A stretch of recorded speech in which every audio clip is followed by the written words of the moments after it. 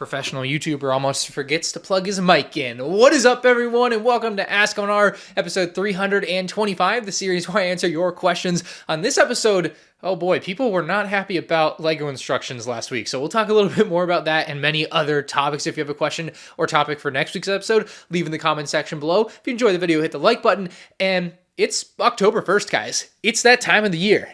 Time to celebrate. Oh yeah, I'm gonna make this joke every year. Don't party too hard for my UCS Java Sail Barge review releasing the same day. Now let's get into our first question from Kippy Trash, who says, I would actually like to see LEGO do a test run of instructionless sets. They could pick a handful of sets and release two versions, one with paper instructions and one without at a 5% discount, similar to the PS5 versus PS5 digital edition. And while I think it's a great comparison, it really does show your point. The difference is, when it comes to the PS5s, that's $100, 20% discount buying the digital versus the standard edition. The 5% that we're talking about, and that's you just throwing a number on a dartboard, right? Probably doesn't cost them 5% of the set to make the instructions. That's just an assumption I'm making. And then the other thing I thought about is if they run a test like this, they have to do it publicly because you have to know if you're getting instructions in the box. And you would end up with like fans like me and the thousands of, tens of thousands, hundreds of thousands of collectors that are out there. It's going to create a bias in this test. They did a similar test a few years back where they released these like recolored versions of LEGO sets, like the Fiat 500 in blue instead of yellow. And I did a video on it. I bought the set. I thought it was cool. But I only bought it because it was a limited run test. And so the problem here is they're going to sell all of the sets without the instructions because collectors like me and collectors like you are going to be like, holy crap, a unique version of this box that doesn't have instructions. This might be rare or exclusive or expensive in the future, or it's just something unique that I want to collect because it's cool. Like I do that with tons of stuff. I think the problem, unlike PlayStation's, is just at the end of the day, the instructions cost LEGO so little on a set-by-set basis that removing them is not going to reduce the cost significantly enough for people to actually want to buy that version over a version with instructions, just generally.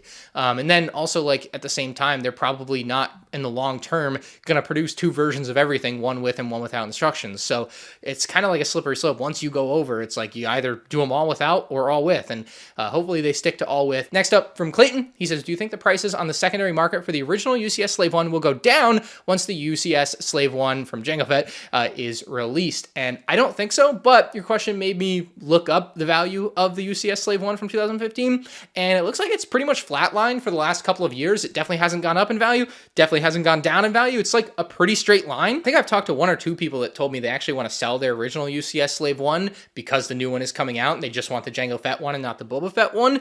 I don't know if that's necessarily the case across the board. If it is, it would definitely cause the price to go down. But I personally think that more people are going to want that original one to pair with the Jango Fett one because I just think it's such a great pairing. Obviously, we don't know that the new one is going to look perfect next to it. We just don't know that yet, but assuming it does, like, that's a great pairing. I also think the other set to look out for, and if you guys want to buy it sooner rather than later, is that original UCS Obi-Wan Starfighter from 2010.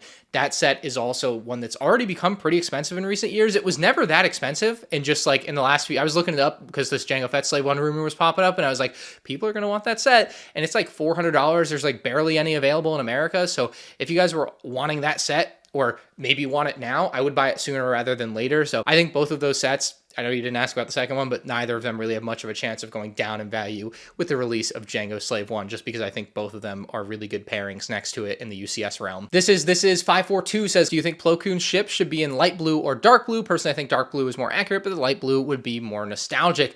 I'm on board with you. I think dark blue is probably the way they should go, though. I love the original light blue version, but I'm all for kind of pushing towards something being a little bit more accurate, and dark blue just makes a ton of sense for them to go towards. I'm hoping it's dark blue. I wouldn't hate it if it's light blue, but I think dark blue is the direction they should be going there. And Rio here has another Plo Koon question asking, do you think the new Plo Koon's head will be dual molded? I wouldn't be surprised if they kept the same Plo Koon head design that they've had since 2008. I don't think it's horrible. I've definitely seen some comments as the rumor has popped up of people hoping that they redesign it to make it more accurate, but I don't think they'll do it. I think they'll keep it the same. I don't think the original version is like horribly inaccurate or bad, especially for when it was created in 2008. But I also think, if you guys recall, with the like pseudo leaks that we've had from the LEGO Star Wars games, the Plo Koon head mold was unchanged. And if you remember, like a figure like Fox was exactly as it was in these leaked images or from this game. I can't even remember the name of the game now. I think it's Castaway Islands or something. But anyway, it doesn't matter. The point is, that picture there that's like a year or two old now has Plo Koon's older head. And so I think if it was redesigned, that it would be redesigned for the game. That's just my 2 cents there. So I don't think it will be, but it would be interesting if they did redesign it. Persona Brick says, when was the last Chrome piece produced and what set was it in? For LEGO Star Wars, it's certainly been quite a while. I think the last Chrome lightsaber was in the late 2000s or early 2010s. We got the Chrome TC14 in 2012, but as far as Chrome pieces, LEGO's not entirely done because in the Barrador set that I've got right next to me, the little ring is gold. It's Chrome gold. So they are not entirely done with Chrome, just for the most part done with Chrome. So they're still producing it. It's in the Barrador set as of this year. So I can't say it's done. Tommy React says, do you think we might finally get a Mustafar diorama next year to coincide with the 20th anniversary of Revenge of the Sith? And if you haven't checked out my Revenge of the Sith wishlist video yet, check that out. I cover this topic along with 9 other sets for Revenge of the Sith, hopefully to release in 2025. Well, they won't release all of them, but sets that I would love to see.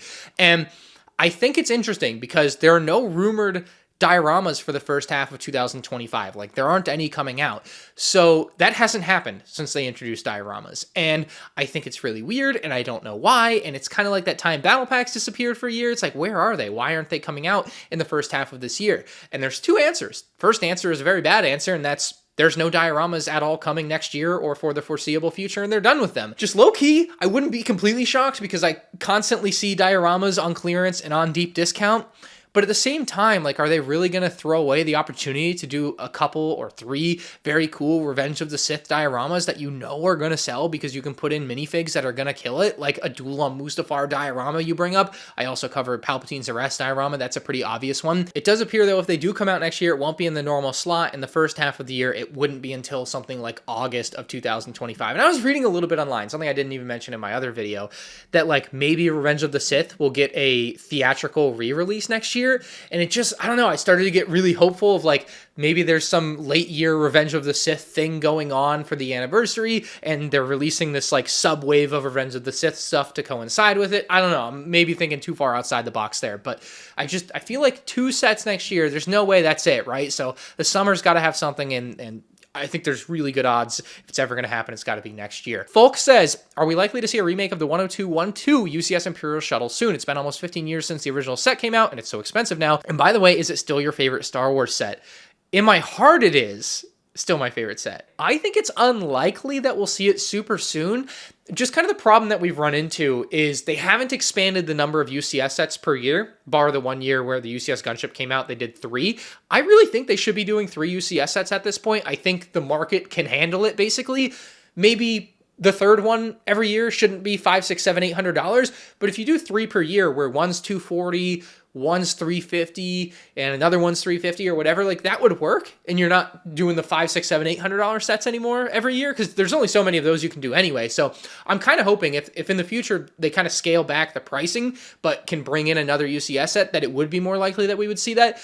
But as I was saying, the problem we're running into is we're at 2 a year, and there's just so many different things for them to do. And you're seeing them really broaden their horizons with sets like a Jango Fett's UCS Slave 1 and sets like a UCS Venator. And all of those sets just take away slots that previously I thought would be exclusively held for sets like a UCS Imperial Shuttle remake. But now I think there might be less remakes in the future and more new stuff, which is a great thing, I think. Like, I'd rather have something that doesn't exist than something that already existed, although I certainly understand feeling the opposite way. That's the type of set I could maybe see them doing in 2027 as a 50th anniversary of Star Wars UCS set. I think that alongside maybe a Death Star would be like a super killer combo for the year, but you know, your guess is as good as mine. I just think it's kind of unlikely at this point, given how many different things they're doing and that they're actually trying new things. And I don't know, there's exciting stuff going on, but it comes with its drawbacks for sure. Brandon says, I have a revolutionary idea. Let's move away from physical Legos. And this is, of course, piggybacking off the instructions being removed hate. I think Lego Fortnite has already implemented this. Of course, you get the Lego Fortnite figure for like $20 when you buy the skin,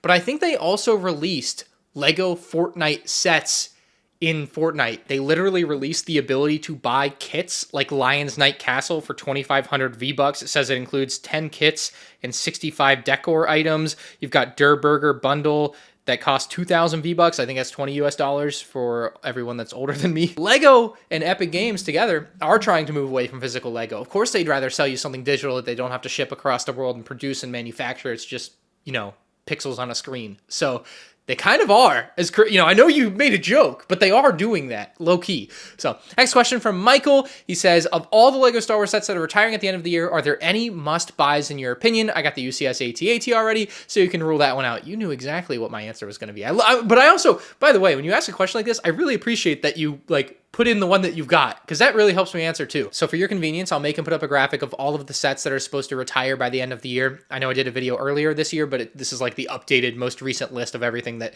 should actually really finally be retiring at the end of the year with no extensions basically at this point, because it's already October. So just looking through the list, if you don't have Mos Eisley Cantina, it's probably the best Master Builder series set that we've seen so far. I think that's a buy. The Force Awakens Falcon and UCS R2-D2 especially are easy skips to me. That UCS R2, you should just buy the $100 one with Darth Malak. It's just better in every way, in my opinion. I think anything else you could live without. Maybe the Cody helmet. And the set with the TIE Interceptor, the Fang Fighter and TIE Interceptor, just because the TIE Interceptor is so good. There's a lot of easy passes as sets, especially given the price. Emperor's Throne Room is also really fringe, but I know a lot of people don't like that one and think it's really expensive, but I like it and I think it's cool. So yeah, there's 4 sets there that I would put on your hot list to buy. Everything else is whatever, unless it's 50% off, in which case, why not? May says, ask MandR, how do you get LEGO sets early? I mean, there's just so many different ways. One of my favorite ways that I figured out recently is I just kind of reach up here and pull it down. So, I mean, yeah, got Luke's lightsaber. Notch's brother says, do you think there's even an ounce of hope for getting new sequel sets? What sets would you want LEGO to make? I'm talking about an actual sequel set, not a holiday one like the diorama that we got last winter. He says, holy crap, I think I just manifested it into existence. So there are some new rumors that there's at least one sequel set for 2025 in a MIDI scale Kylo Ren shuttle. And yeah, so the chances are 100%, I guess. I'm pretty stoked for it. I mean, very adult oriented, obviously not a playset, but definitely something cool from the sequels. And there's only one other sequel set I would like to see basically at this point redone is a First Order transporter. Outside of Kylo Ren shuttle, it might be my favorite set and thing to come from the sequels. So yeah, I would love to see that redone as well. But I'm not, gung-ho on them making a ton of sequel stuff going forward. I do like that they're doing a little something for The Force Awakens next year though, even though I think I said I thought they wouldn't, but I'm pro a MIDI scale Kylo Ren shuttle. It sounds cool. Jasmine says, I would love to see a Night Trooper battle pack in 2025. And this is something that I didn't get to cover in my recent rumor update video because it wasn't public yet. But apparently the battle pack that's coming next summer is going to be Night Troopers and include Captain Enoch, which great. We got the figure. It exists, but no named characters in battle packs. Oh, this is just like the 332nd Vaughn situation. Enoch should have been in the Peridia set, and then it should have just been a different version of the Night Trooper in the Night Trooper battle pack. Apparently, it might not include the Death Trooper versions of Night Troopers, which would also really suck because I really wanted that variant of Night Trooper. That's a big downside if it doesn't happen. But the Night Trooper Battle Pack 2025, I'm sure people are excited for it and will buy it.